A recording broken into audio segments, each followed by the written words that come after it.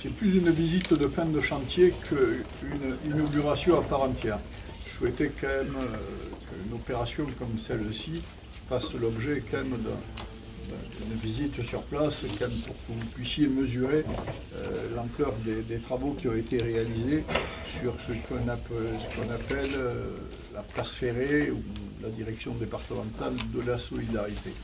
Bon, alors ici, vous êtes rentré dans l'espace d'accueil et à partir de là, on se diffuse tous les circuits dans l'ensemble du bâtiment. Bon, tout ça a donné lieu quand même à beaucoup de travail, beaucoup de réunions de chantier, y compris dans cet espace où il y avait un poteau en ciment à cet endroit-là, un grand poteau, et on m'expliquait qu'on ne pouvait pas le déplacer.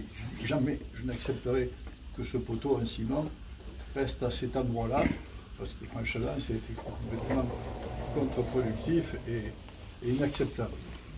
Alors, derrière, il y a une banque d'accueil. Ne la regardez pas, ne la photographiez pas, parce qu'elle est provisoire, parce que jamais je n'accepterai non plus qu'il y ait une banque d'accueil avec un tel esthétique. On accueille plusieurs centaines, voire milliers de personnes par an.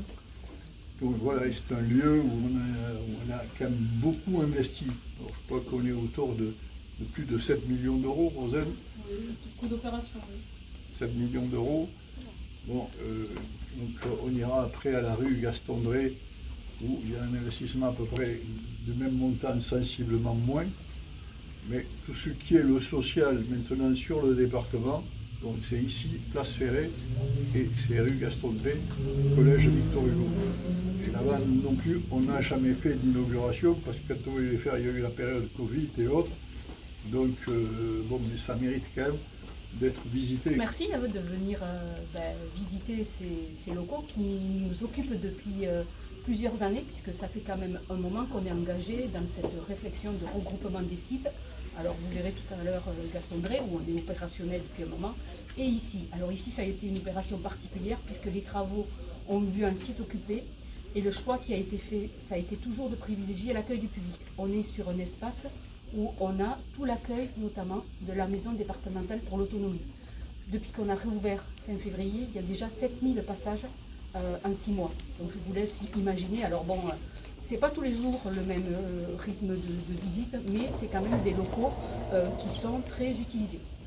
Donc l'effort a porté particulièrement sur ce point d'accueil du public. C'est quelque chose qu'on a travaillé au niveau des comités de direction.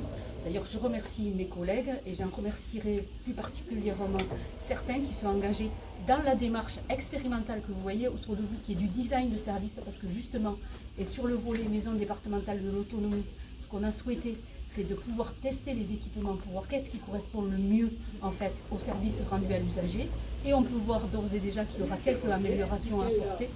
Donc on est satisfait en fait de pouvoir avoir cette démarche et qui associe les usagers. Donc c'est un signe aussi de reconnaissance en fait de la prise en compte des besoins des usagers.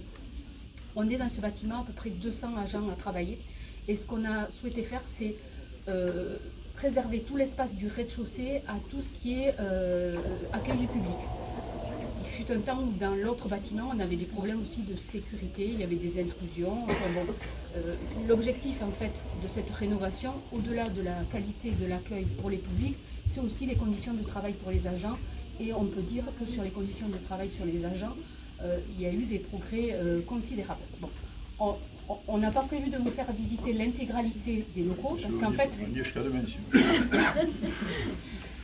mais on vous fera voir une partie en fait des bâtiments administratifs et après ils sont tous conçus sur le même modèle. Mais sachez que en fait dans le bâtiment central là, on est sur un modèle administratif avec chaque fois des salles de réunion qui nous ont été dédiées. Donc on a un certain nombre de salles de réunion. Bon, c'est confort aussi parce qu'on a récupéré l'espace qui était occupé par l'ARS. Donc l'ARS occupait 2 étages, donc on a récupéré 2 étages. et ça nous a permis aussi en fait de ramener des professionnels et de reconfigurer des services ensemble, notamment le service logement qui n'avait jamais travaillé avec la direction sur laquelle il dépend. Donc c'est un confort de travail en ce sens aussi et sur la qualité en fait de fonctionnement. Bonjour. Bonjour. Donc ici pour le public et ensuite on bascule sur les bureaux. Et voilà, elle est en train. Je vous propose qu'on passe par là, comme ça vous allez voir. J'étais petit, on appelait ça la maison de la... Mais c'est vrai, il y avait la... C'est chouette. Ah d'accord. Oui, c'est bien. C'est ça. Vous avez plusieurs bureaux.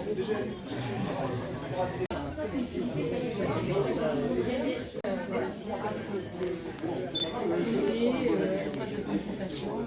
Et à côté, en fait, on a le bureau de l'infirmière qui prend les enfants pour tout ce qui est action de prévention, d'accompagnement. Voilà, la maison du sport. Voilà, la maison du sport.